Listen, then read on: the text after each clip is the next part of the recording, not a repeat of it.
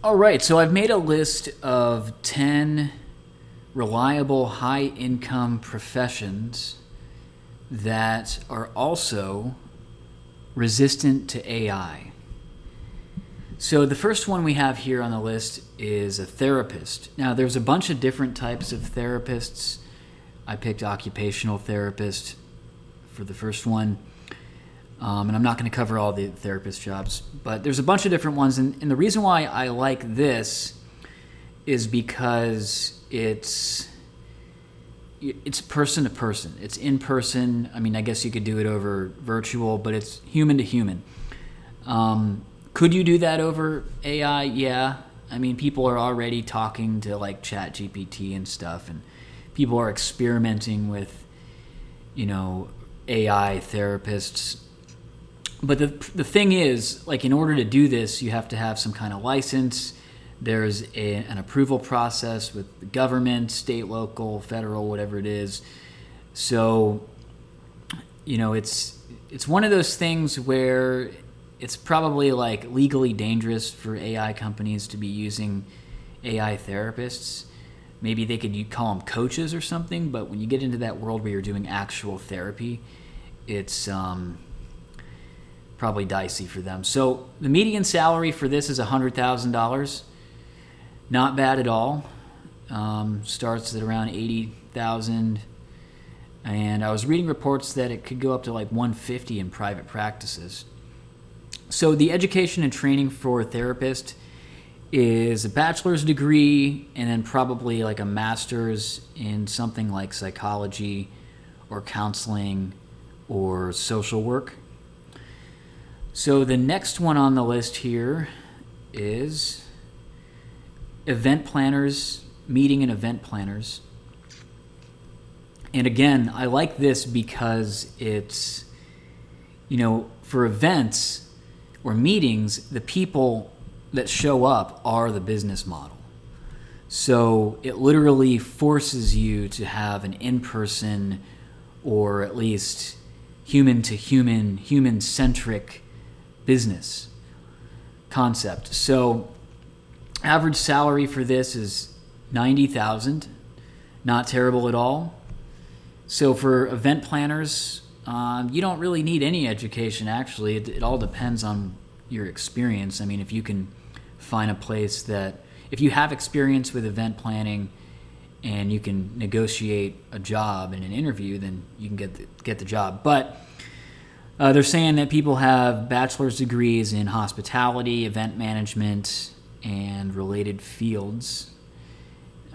Salary range, from what I'm reading, goes up to $150,000. Obviously, it could be more or less, but the average appears to be around $90,000. Next one is a dentist. So these guys make a lot more than I thought. I was thinking maybe like $120,000, but the median here is $196,000. That's really good. So education for a dentist is a bachelor's degree, and then you have to go to dental school, which is 4 years, and then there's another 2 to 4 years of optional specialty training. Not really sure what that is, but I guess it's when you get more niche with your area of focus. So $196,000, not bad at all. Not bad. Next one is a financial advisor. Now, it's not impossible that the practical function of a financial advisor could be outsourced to AI, but again, we're getting into that weird territory of government regulation. So, is the government going to allow companies that do AI to just call themselves financial advisor companies and then have an AI that does that? Or does that get into some weird legal territory where you're going to want an individual person with a license and training and who's approved? So this is a regulated industry heavily, so I think that's going to stick around for a long time. $90,000 is the median salary here. And then for education, we've got a bachelor's degree in finance, and then certifications. various different professional certifications. And the report I'm reading has the average salary range from $80,000 to $250,000 a year, plus bonuses and commissions. And remember that you can make a lot of money with bonuses and commissions if you're like a wealth advisor. All right, a pharmacologist. So the median salary for a pharmacologist is $121,000.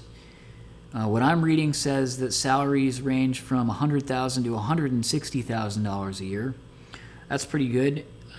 So for education, we got bachelor's degree and then some kind of medical training for 4 years or a PhD.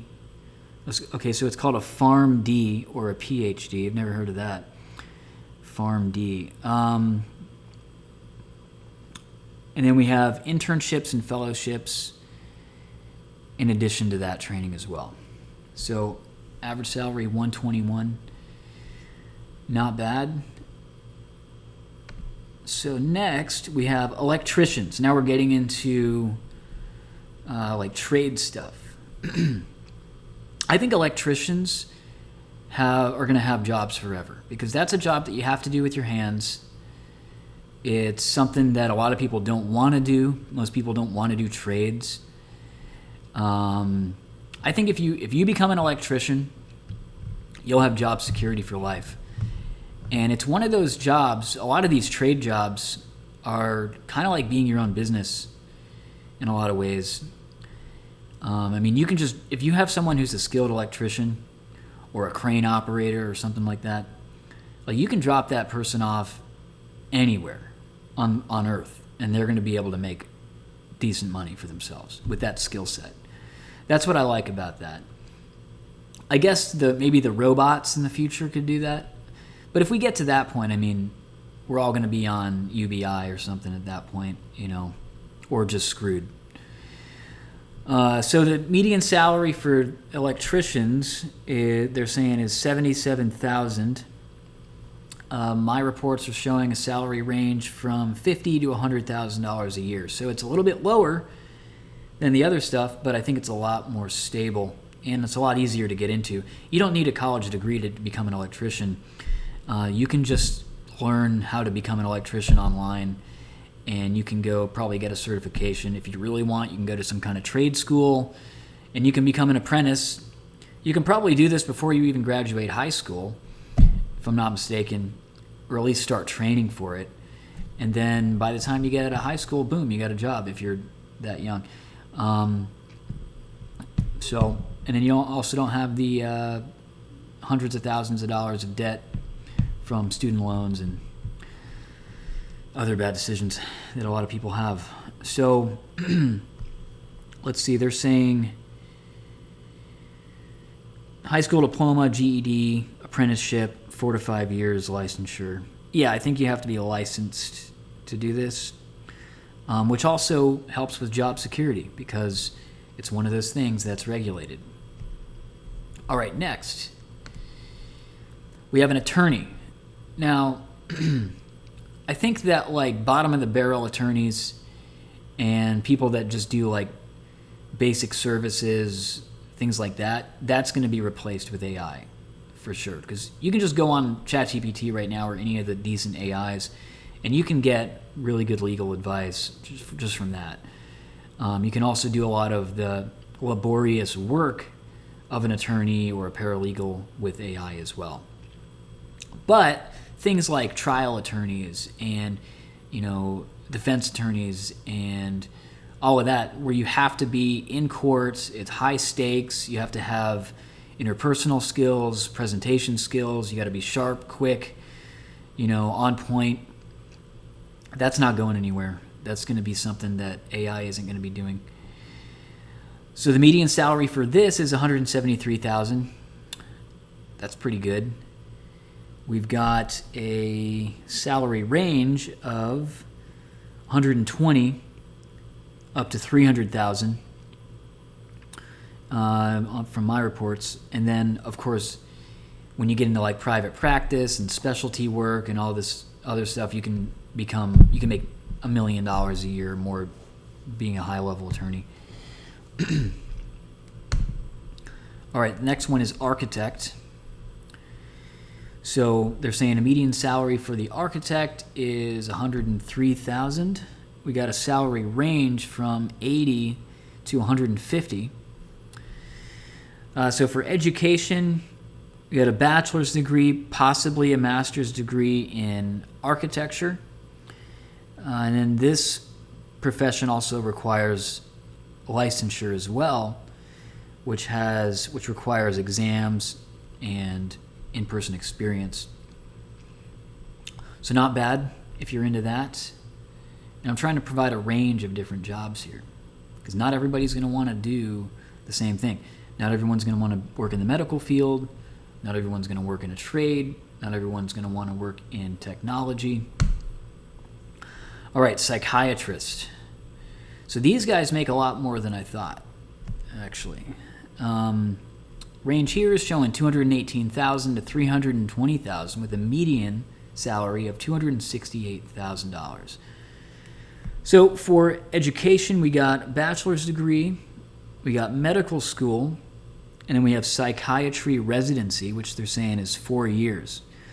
So you're becoming a full-blown doctor here, and you're going to be in school for a decade plus.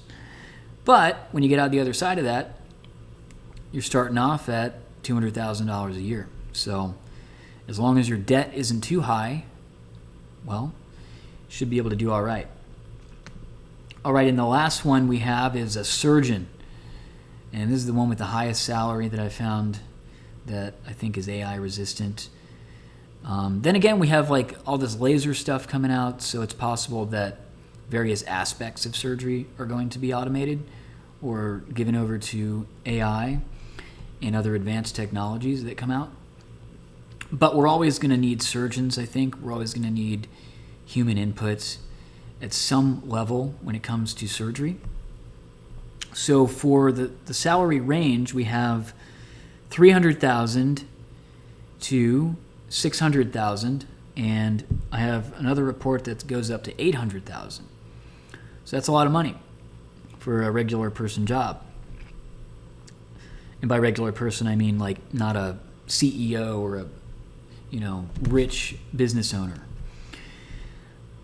So let's see. For education, we got bachelor's degree, of course, medical school, residency, 5 to 7 years. Man, that's a lot. And then specialty fellowship training, which is optional.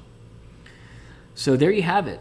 10 AI-resistant / reliable high-income professions that if you're entering the workforce or are going to enter the workforce, you can consider these. Or if you're already in the workforce, you might want to transition or make a lateral move or change your trajectory a little bit. But those are just 10 positions of many that I think are going to last long term. All right.